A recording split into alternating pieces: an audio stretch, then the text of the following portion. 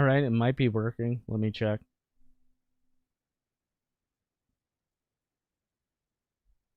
Okay, yeah, it's working. I'm just gonna post on Telegram right now. Okay, yeah, because I'm looking at your stream right now on Rumble and we're up. Okay, sweet. Yeah, this happened last week for whatever reason. Fucking sucks. All right. Well, whatever. We're back here. Part 2. I'm going to have to figure out whatever technical difficulty it is. I don't know if we're being shut down by the Hindus. The Hindu It's the temple. fucking Hindus. It's the The Hindu monkey gods. god. The monkey god sent his monkey army, Hanuman, to delete our stream and stop it midway. I think that's what's going on. That's it. They don't like the white men. They're coming for us. Okay. Well, hold on. I got... There we go. Sorry, I'm setting up what we were doing before. Let's get right back into it. Yep. We probably have another hour before they shut us down, so we'll get no worries. Yeah. So if you saw before, Jared Taylor here talks about building a huge Hindu temple in America and what has been going on with that. So we'll continue from there. If you're just tuning in, make sure you catch the first half of the stream first. Right. These guys. Right. Oh, sorry. Maybe I should read Super Chat too. There was one on go Rumble. ahead. Sorry, everything is freezing up now. Okay, yeah.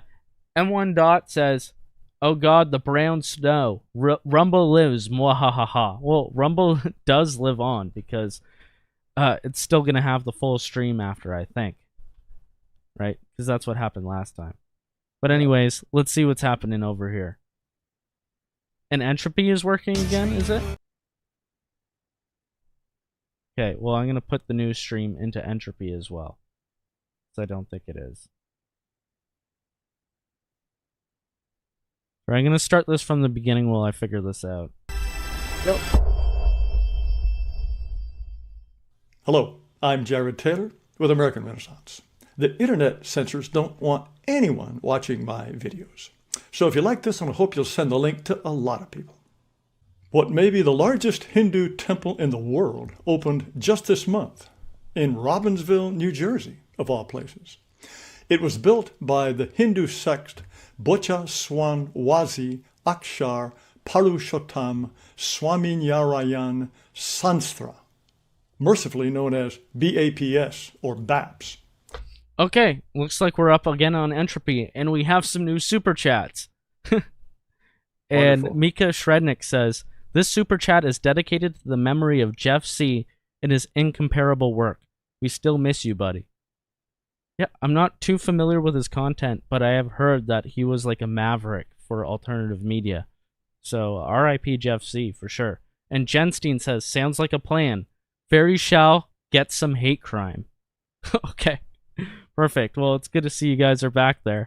It sits on 180 acres, just east of Trenton, the state capital.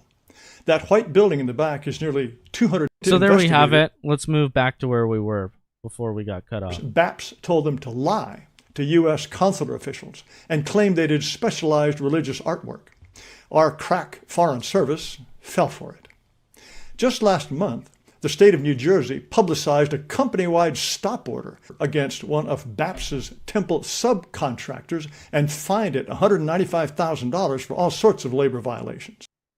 So they could get people here on special visas because they're religious workers, when really they're grunt workers who are working for like $1 an hour?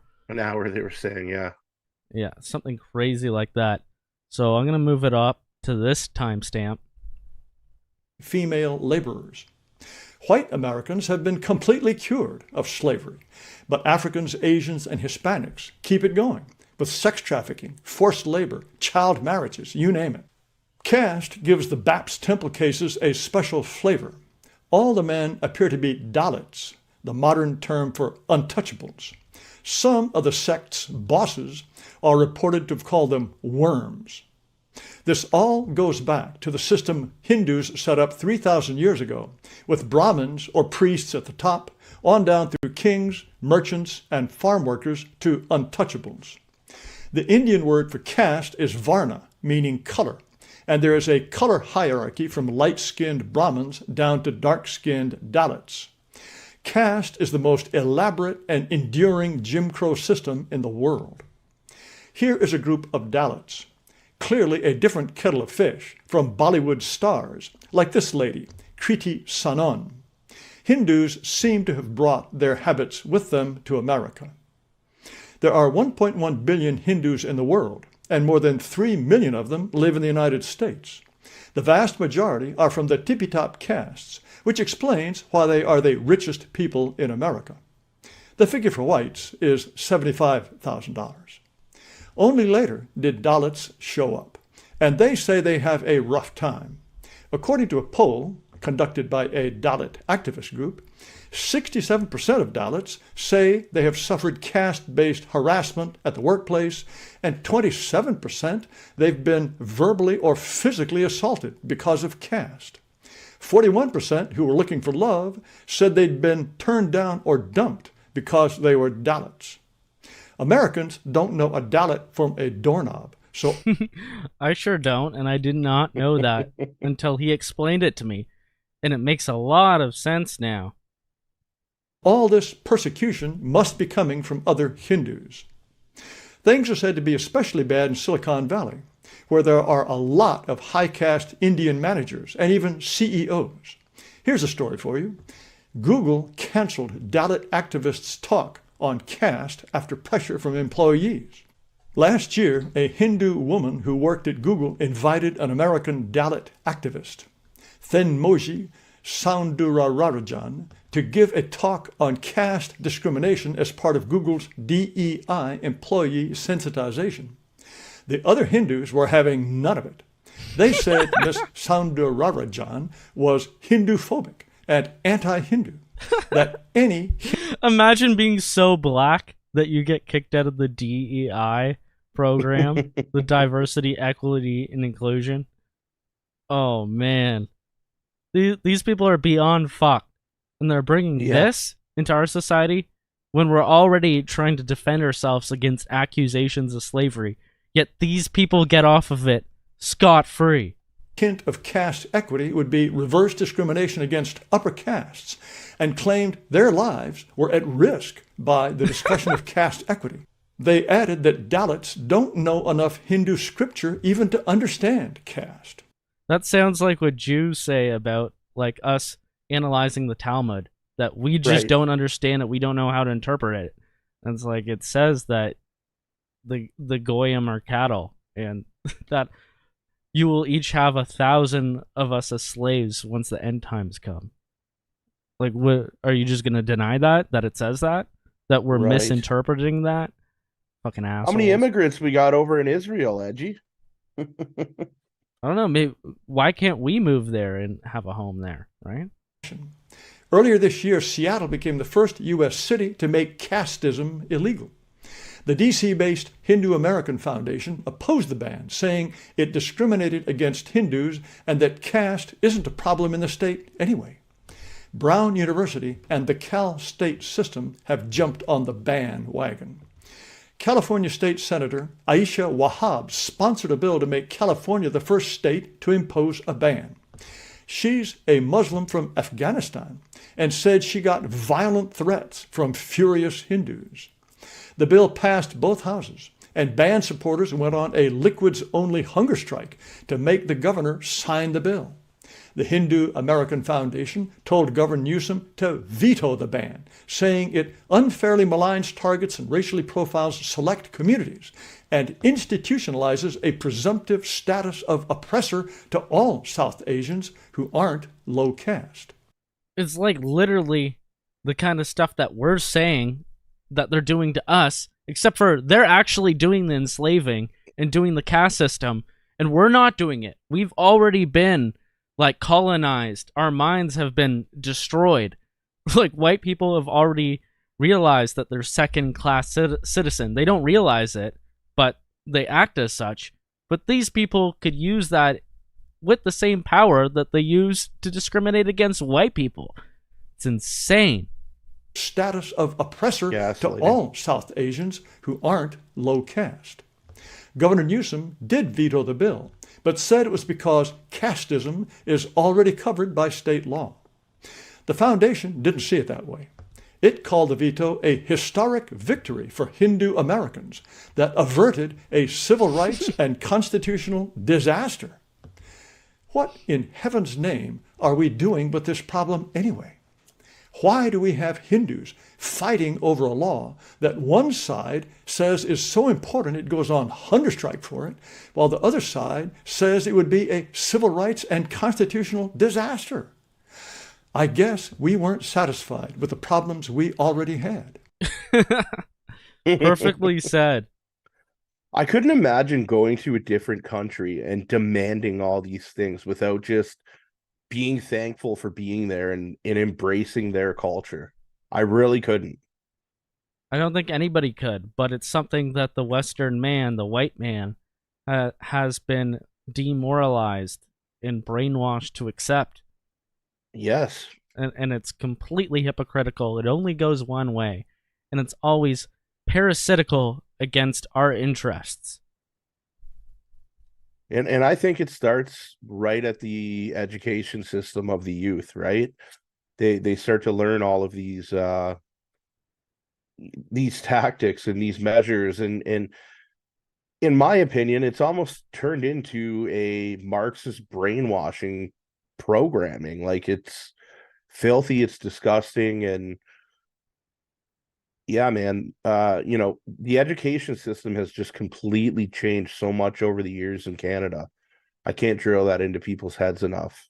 Well, one thing that they're doing is they're accepting the tenets of critical race theory. So it's like it comes from critical theory, which comes from the Frankfurt School, Marxism. Now, there was Marxism, which was like a communist ideology where it's trying to make everybody equal, and like the workers have control of the economic system, something like that, right? But then they amplified that throughout the 20th century and brought it over to America, and they turned it into cultural Marxism, where it says that every different racial minority group has to have the same outcome, or else that means that there's evidence of racism, and it's the majority host culture, which is always white people in Western nations. So they only apply that kind of cultural Marxist ideology onto Western nations, so that then that ideological, educational system, it indoctrinates everybody to think like that, right? And it squeezes out anybody who says anything about it, right? I could go on and on about that and deeper into that, but I do want to get on to the Humboldt crash. All right. So what year was that? Like 2015 or 2016? Yeah, an 18-wheeler. Yeah. An 18-wheeler crashes into a bus full of Canadian hockey players. I think about 15, 16, 17 of them died. Many of them were injured, including like permanently paralyzed. And this is because an Indian who recently came to Canada was underqualified and part of an immigration scam that allowed him to be on the road without proper qualifications and be a part of a company that had so many violations that they should have been shut down and deported, but instead they were able to get away with it because Canada apparently has some kind of penchant to destroy themselves, right? Yeah. It's like a two-tier system. These people can get away with anything. So when this happened, like, obviously it was absolutely devastating. And the Globe and Mail, they did a deep dive article about how, like, this whole immigration system and the whole scams that are going on led up to this. And I have some notes here about the main takeaways of this. It's that Indians are paying each other anywhere from $50,000 to $60,000, or maybe sometimes as low as $5,000, I think. So $5,000 to $60,000 to have pay-for-hire jobs for immigration scams, and then they underpay their own people. So this is probably the Dalits that they're bringing in. So they're using other people from their own country as slaves, So there's probably some element of the caste system and their own form of racism that they're bringing into our country. And then they're putting underskilled drivers on the road in unsafe conditions. And I know Jeremy makes jokes about they're shitting and driving and shitting and driving. They're shitting and driving and sleeping because they have to take turns grabbing the wheel because they're just on the road in like slave-like conditions. And then I've heard stories about them cutting holes in the bottom so they could shit in like the passenger seat of their trucks so they don't have to stop in the washrooms. I don't know how often that happens. I'm sure it has happened, but they're shitting and driving and sleeping, and they're killing real Canadians. And one specific example is this Humboldt crash. So the guy, he's driving down that road, like in the dark, and there's 5 signs, no less than 4 or 5 signs that say, stop sign up ahead, 500 meters, 400 meters, stop sign up ahead, 300, 200. But he's too busy, as he admits, looking back at the load that he feels was not properly secured, feeling like all his shit is going to come off his truck because he was not adequately certified, because they cut all these corners illegally, and then he ends up just ripping right through the stop sign and causing insurmountable damage and pain and grief to Canadian people's lives. And Right. that's what and happened. then, I mean, that's exactly what happened. And I mean, it's also worth mentioning that all of the people that were on that bus had really bright like hockey futures. Like we're, you know, not that we are big hockey people, but like these people were probably, you know, half the bus or so was going to be headed to the NHL and living that life and lifestyle. Like these people have worked their entire life to get to where they are, and they made that team, the Humboldt Broncos, and you know, they were only going to go up from there. And all of that taken away by, you know, these people who don't even know how to drive these vehicles fucking properly. And now you got a bunch of dead kids. Like, it is Right. what it is.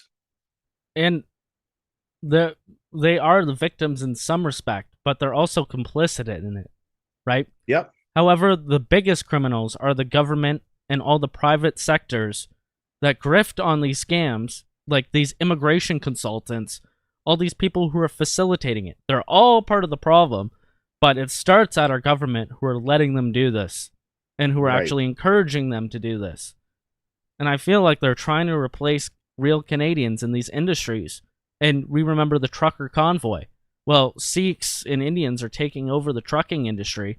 And I remember at the time of the trucker convoy, they were promoting in CBC Global News, all these mainstream media outlets, these Indian truckers who didn't agree with the trucker convoy, and they were willing to work for the good of all Canadian citizens to bring them their essential needs during the COVID-19 pandemic. Yeah, they really wanted to make, yeah. They really wanted to make them out to be some type of superhero, you know, and you know, all those damn white bastards, they were all too busy at the Freedom Convoy, right? Mm-hmm. And now, apparently, the last news about this guy is that they're trying to deport him, and he's trying to stay. And I think that's just such an insult to the family. Like, can you not just leave?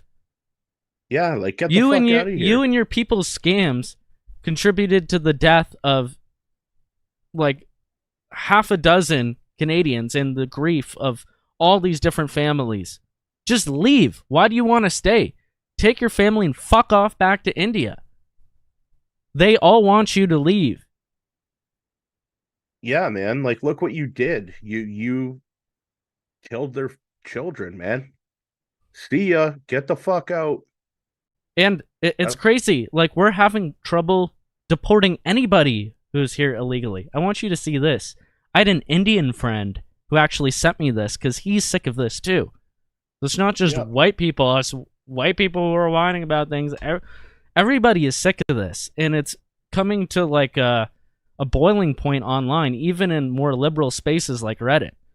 Right. So the title of this video is Ottawa blocks deportation of international students caught up in an acceptance letter scam. And you can already see it's got like times 10 the amount of dislikes that it has likes. Yeah. So let's see what they have to say. Relief. They allege they were victims of a scam. Today, a group of international students is breathing a sigh of relief. They allege they were victims of a scam after their school acceptance letters were found to be fake. They face deportation, but as CBC's Chris O'Neill Yates reports, Ottawa is letting them stay while a committee reviews their cases. On day 17 of camping out in front of the Canada Border Services Agency, rain or shine, this group... We're going to have immigrants camping out in front of border services, in front of airports, to not get deported, to put the blame on somebody else. This is going to be happening a lot more in the future. Oh, we're going to see a lot of this. Students from India is relieved that they could be allowed to stay in Canada. They will look closely to each and every file, and definitely there is a relief for the students, those who came here to study and their intentions are so clear to study. So this is a good thing. Today, So there's some kind of scam where you have immigration agents giving them all fake shit no matter what and telling them what to do in order to get citizenship in Canada, which is to fake having an education. And then like thousands of these people were found with the same exact letters, the same exact documents overall that they were supposed to have done themselves. Like, it's pretty obvious what's going on. And we'll look more into this in a second. Yeah. But these people are all just victims of some immigration scammer in India. They're in India, so we can't do anything about it. And now these people have to stay. Right. They didn't know anything about it when they were paying them $40,000 or whatever amount to come here. Minister announced a task force to look into each case. Students who can show they didn't know their acceptance records were fake won't be sent home. They didn't know. These people don't know anything.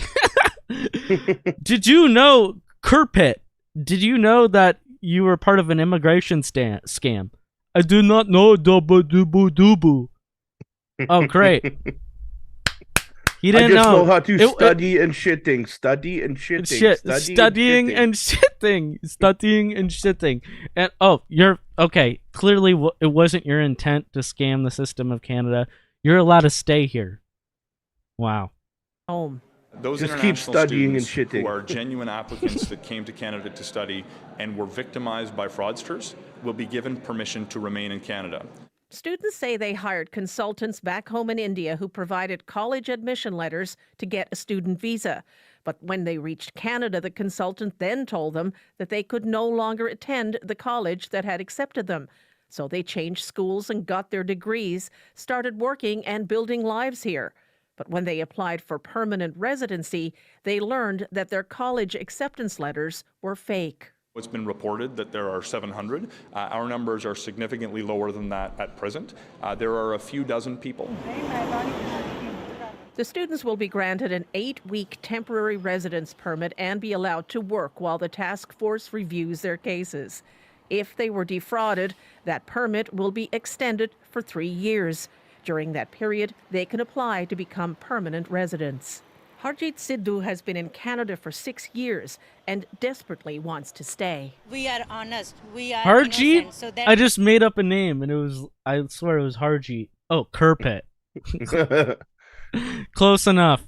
I said Kerpit and she is Harjit. Apply to become permanent residents. Harjit Sidhu has been in Canada for 6 years and desperately wants to stay. we are honest. We are innocent. So that's give us a power to come front of everybody and deal with this situation. As we say from the first day, we are victim. We are innocent. We are not culprits. Today's measure. Most coherent international student.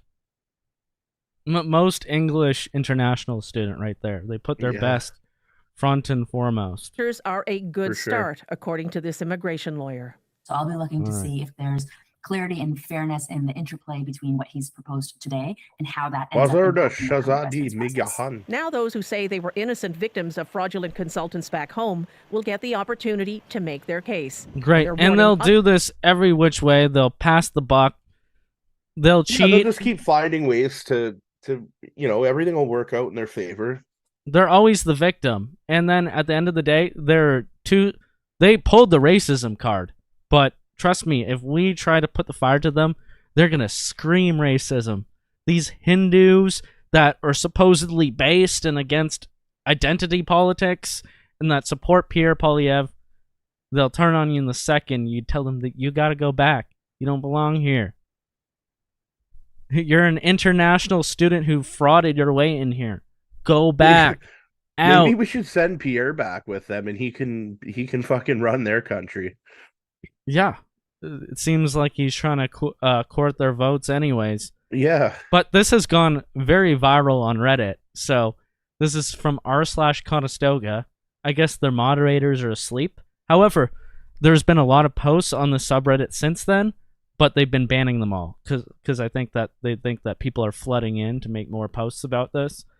But anyways, this subreddit does not have very many subscribers. It had like maybe 3,000 or 4,000 like a couple days ago. But this post on Reddit has over 3,000 upvotes.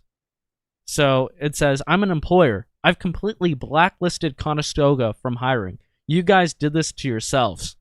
So it says that he says that they have had good results from hiring Conestoga applicants in the past, but now they're saying that none of the 4 we interviewed could speak to us in proper English. It seems like they all followed the same script down to the same words. It's like the video we just saw. Yep. They're all lying, they're all cheating, or most of them are, and struggled to answer any technical questions. Along with that, 3 of the 4 applicants had serious hygiene problems. So remember the street shitting question. You know, sometimes they could use a toilet, but sometimes they don't know how to use it properly. Like, that's too much to ask for. Saying, sweat, smell, not dressed professionally. One of them used our washroom and made a mess all of the floor and didn't flush. Oh boy, this is literally unheard of for us. Yeah, no fucking shit. Then as the days rolled on, we realized that... Sorry, I don't know what's going on with this. That we were being flooded with the same resume changed slightly for each applicant. Even worse, almost all of the resumes were filled with false credentials and experiences. This was absolutely shocking to me, as previous to this, he had a good impression of the college, and he's saying that he is blacklisting, throwing in the garbage, all applicants who say that they graduated from Conestoga, they're throwing in the garbage. And then everybody is just basically agreeing with him and letting it all out here.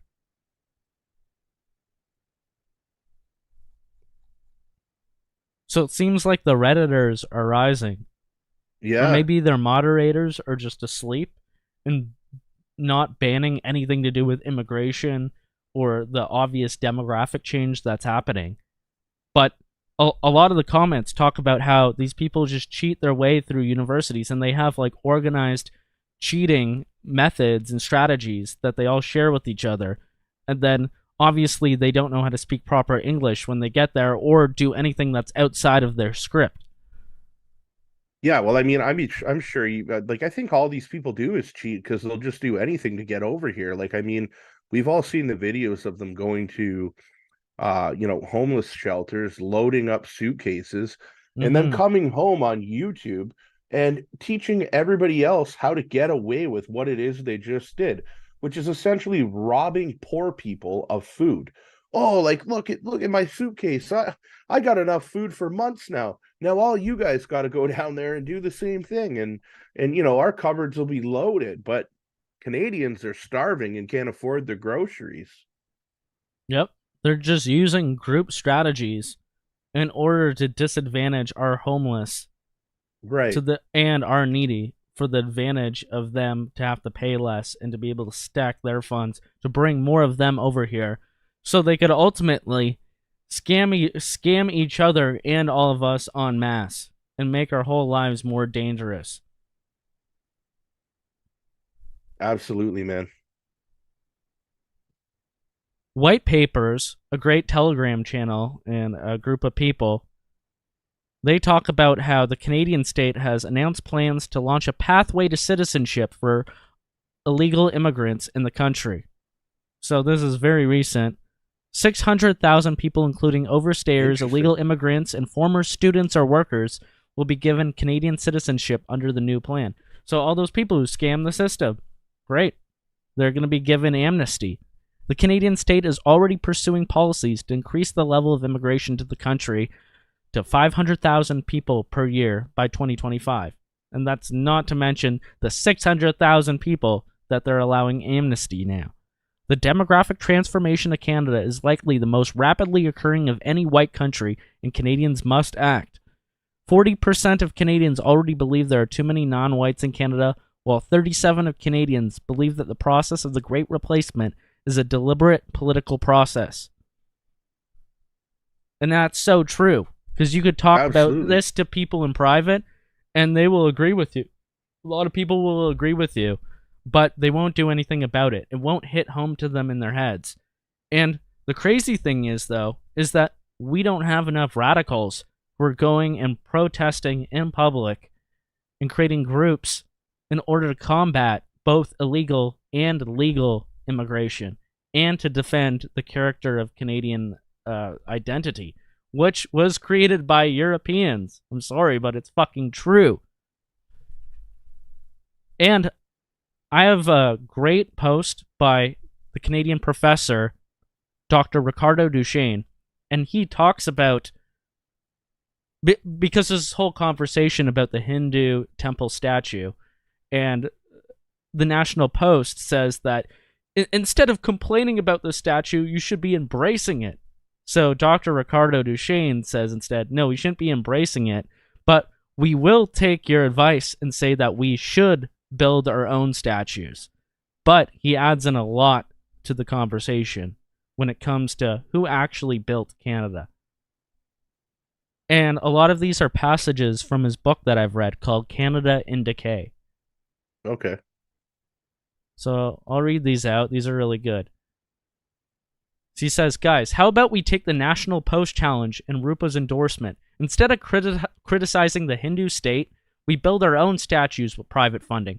I suggest a set of huge statues portraying in varying ways the men, women, and children who built the nations of Canada from the ground up, farms, railways, ports, roads, churches, cities, without stealing any of these things from the Amerindians. We can add plaques to the statues with words along the following lines. And funny enough, these are from his book. Most of the men and women who built Canada were native to this nation, born in this land, and the ones who came from outside were settlers, not immigrants, overwhelmingly French, Irish, British, Scottish, and European until the 1970s. This is a big history lesson here. The Quebecois and the Acadians were a people created through the fecundity of the women, not immigration. The Loyalists, too, were not immigrants but settlers native to the soils of British North America. Immigration to New France from 1608 to 1760 consisted of only 10,000 settlers, and therefore it was almost non-existent after that. So Canada was created largely from 10,000 settlers from France, and it was created like from the ground up in its early years from that. Immigration contributed about 1/7 to the total population growth of New France from its beginning to its conquest in 1763. The increase of the population of Quebec to 4 million by 1950 was primarily a result of the continuing high fertility rates. So that's white people having fucking babies. Let's go. Yeah. Let's go. And then between 1896 and 1914, Canada did experience high immigration levels with 2.5 to 3 million arriving. However, the ethnic composition of the nation remained 84% British and Quebecois, while the European component rose to 9%. So those are some of the other Scottish, Irish, German, Russian, whatever else, right? Between 1941 and 62, the population of Canada increased from 11.5 million to 18.5 million, largely as a result of Canada's extremely high domestic birth rates. It was only after the imposition of multiculturalism in 1971 that our globalist political and business elites began to push the lie that Canada was built by diverse immigrants by stealing the property of Amerindians. Did natives build all of this? Let's have a debate. Is Canada a nation of immigrants or a nation built by Euro-Canadian natives and settlers? Or is this a question that frightens Canadian conservative men? And then he calls out a bunch of people from Rebel and True North. And some of them probably agree, but they're too afraid to interact with this post to promote it. Yeah, what do you think? That's quite the history lesson there. Like, absolutely. Canada was not a nation of immigrants. It was a nation of settlers, of pioneers. And the immigrants that they brought in helped to contribute to its industrialization. All these third world immigrants that came after the Multiculturalism Act of 1971, they came to a country that was already built. And now they're laying claim to it as if this was a nation of immigrants. And yes, natives were always there. And they are a part of the founding of Canada. All these other people are interlopers. They're not part of the founding Canadian stock. And they're trying to change it for the worse, obviously, in many situations. So there you have it. Real history. I'm curious as if Harry Faulkner ended up commenting on that post, because I doubt actually Mark Friesen liked it. I think. That's. But Mark Friesen is based, and Mark Friesen is based. Yeah, I was gonna say I don't think Mark would disagree with any of that at all.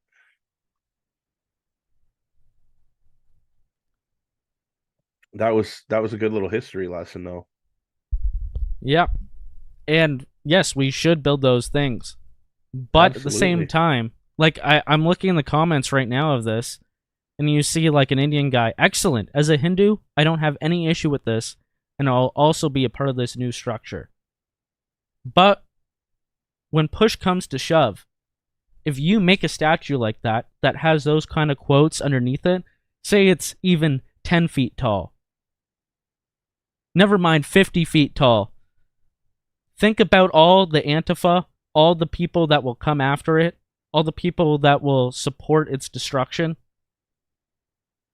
all the people that will take on anybody who ever funded it. So anybody who gave any money to the construction of the statue, they'll all be doxxed, they'll all be put in online articles and blacklisted as white nationalists or something like that. Will these Hindus support us when that happens? Nope. No. No, absolutely not. And I want to show you something quickly. Just an example of what happens to us for doing even like the simplest of things, including buying merchandise for people that from people that the left doesn't like. Hold on.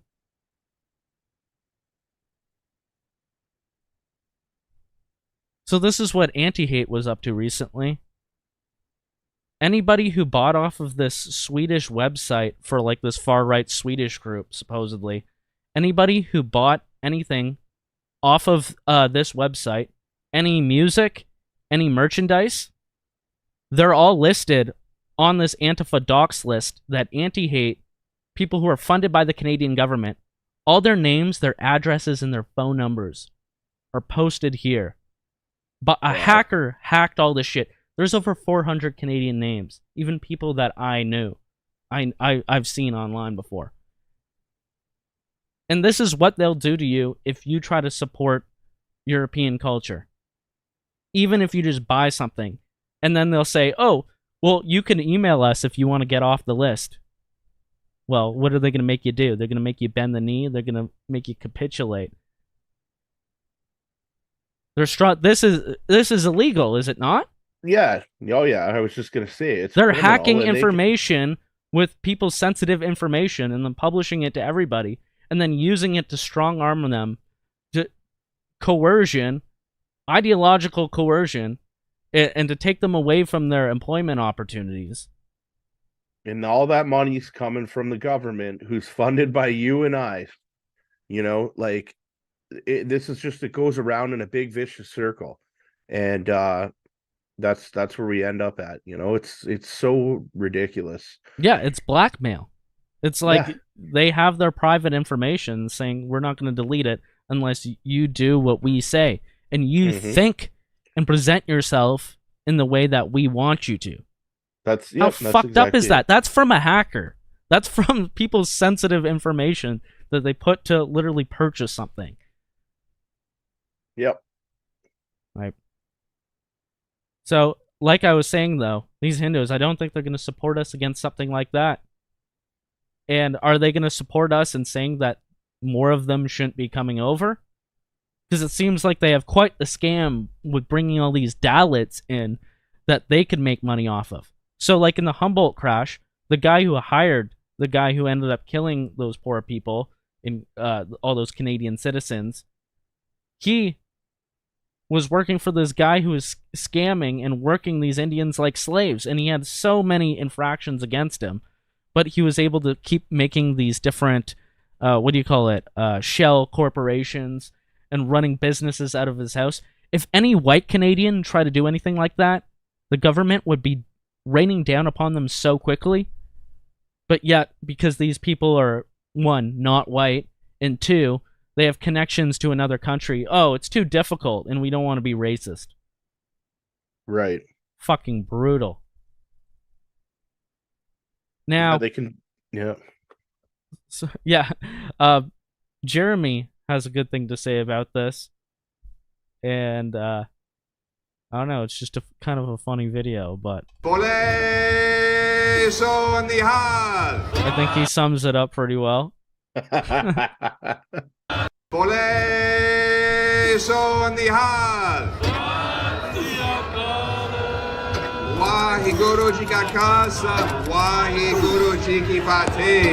need more evidence. You need the cooks. You can't get the cooks. You can't get a restaurant.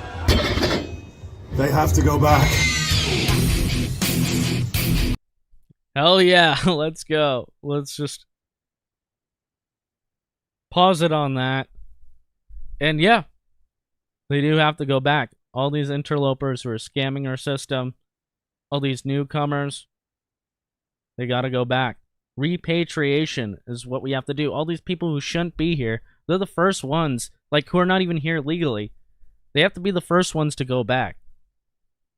And then we should be paying people to go back who obviously don't speak our language properly, who are obviously more aligned with their home country than us. Then we pay them to go back. I don't care if my taxpayer money is going towards that, because it's going to ultimately pay off for us economically, for one, but also for us culturally and spiritually, and for the health of the whole world. That's right. I see this, and I'm curious what you do. I see this whole immigration situation as the biggest problem in our country right now. What do you find it the same? Yes. Oh, of course. Yeah. Okay. Yeah. And it's the hugest problem too, judged by the fact that no one could say anything about it, and that our controlled opposition, conservative candidate who's going to become prime minister, in my opinion, he's doing anything he can to avoid making that connection between, like, mass immigration and all the problems we're going through. Yeah, and and of course we've got people out there that are saying well, he's just staying away from that topic so he can get all the Muslim and Hindu votes, and then once he gets in, boom, he's going to change. I don't buy that for a second. And I think if he's any man, he should be standing right now with conviction. There's a lot of issues going on with immigration that go past, what we've talked about tonight. Let's talk about the crime rate. Let's talk about these women who are living in hotels with their families around here, and they're being sexually assaulted by their fathers, and they're being beaten, and there's the things that are going on around here, all because of immigration, is incredible. And anyone who's got an open mind and is able to actually look into everything that goes along with this immigration, because there's a lot, and you really need to look outside the box to understand everything that comes with this. And when you do, man, does it ever click, because there's a lot. Yeah. 100%, man. A lot will click once you can answer that question, right? Yeah. Now, I think we've been going about 2 hours now. It's been a pretty good broadcast. Yeah, man. We've gone really deep in depth to this topic here. What should be the takeaway? I think one big takeaway is that, hey, everybody is noticing the shit now. Everybody is noticing that mass immigration is a huge problem. It's destroying Canada, and none of our political leaders, including Pierre Poilievre, are doing anything about it. And honestly, all the alternative media are not really doing anything about it. There's no protests going on. There's no grassroots movement. I know that people like us, the Diagolon people, and there's others out there too, not forgetting about them, but they're working on this. But so many people resonate with this message, but there's nobody just going out and saying it plainly and saying it in a way that will make other people want to latch on. Because there is a huge problem in Canada with this freedom movement where it's just like crazy psychotic boomers. They're running on like, they're molesting the children, and they're drunk, and they're fucking making up crazy sovereign citizen plans to take over the police stations, like Queen Romano Digilo or the Save the Children convoy. It honestly seems like some kind of MK Ultra psyop plot to get people away from the real issues, right? So there is just a fertile ground for people to go out and do something about this, and do it in a positive way that you won't get people. You're gonna face some sort of risk, and you could end up in jail. But to do it in the proper way, where you're not advocating violence, and you're advocating for good policy, you're on your best behavior when you're doing these public demonstrations. That's what we have to strive towards, and I'm trying my best to do what I can behind the scenes with my abilities, which is like editing and doing these broadcasts. But I would love to help in anything like that, and I would definitely participate in that. Yeah, and so would I. But I think right now, and we protested in front of the Niagara, a hotel that was housing these illegal migrants coming from Roxham Road. And they were prepared for us. They knew that we were going to be there. And all it took was like 1 or 2 Telegram posts. And then we had articles written about us. They were sharing intelligence. There was security already waiting there. Me, Lee Stewie, you were there, many others. It was a good show of force. And I mean, I think one of the biggest reasons we got to figure it out is because these people are acting like fucking animals in our country. And if we don't get control of that, we're going to lose control forever. And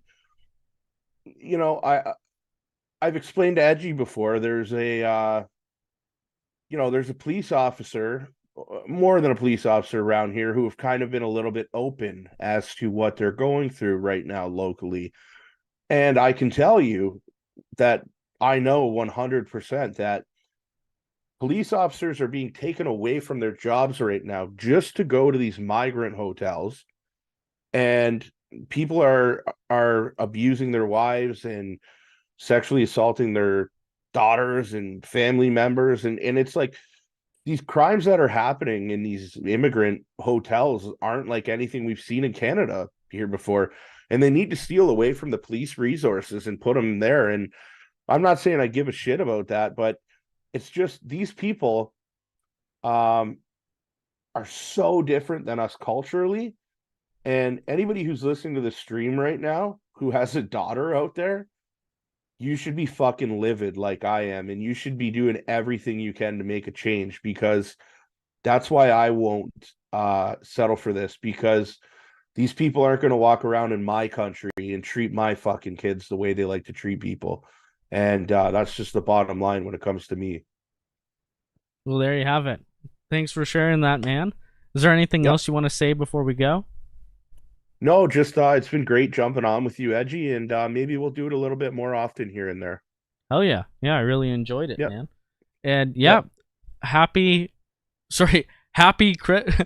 holiday. No, fuck that. Merry Christmas. Merry birth of Jesus. Everyone have a Merry Christmas and enjoy your time with your family. It's going to be important to do that, Exactly. And another thing that's important, sorry, Edge, I didn't mean to cut you off, but Diagolon is amazing. Make sure you guys look out for someone who might have had a recent loss in the family, might have just broke up with a girlfriend or a boyfriend, might be a hard Christmas for them. keep your eye out on those people too. 100%.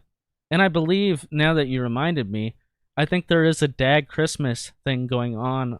Like, I think you could find it on Telegram. People have been sharing it, where they try to match people up who want to have like a Dag Christmas together, like within the various regions. And these are the kind of white supremacist activities that we're doing that the RCMP, the CSIS, needs to monitor, right? Like people getting together and having Christmas.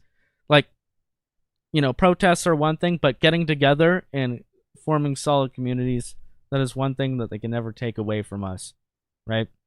And we'll never Merry Christmas to y'all. I don't know if I'll be back on Boxing Day, my usual Tuesday time. I might take the time with family and friends to celebrate, and just, you know, I will be working on a bunch of shit. I have a bunch of shit I'm working on behind the scenes, so I'll stay busy, but I'll see you guys soon, and Merry Christmas, everybody. It was great to see y'all. Take care, everyone. Yeah, and I'll play you guys out on the Immigrants song again. I played it at the beginning, but I'll play it again now because it is very fitting. All right, cheers, everyone. Cheers.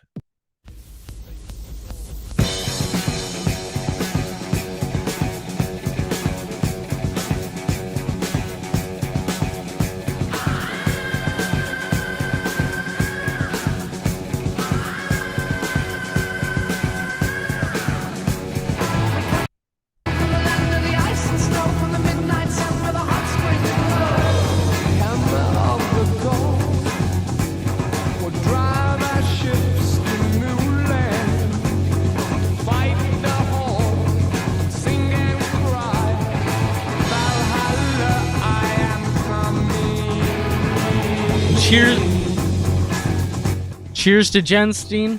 Thank you for the super chat. I love you too, Negro. My Negro. Merry Christmas, buddy.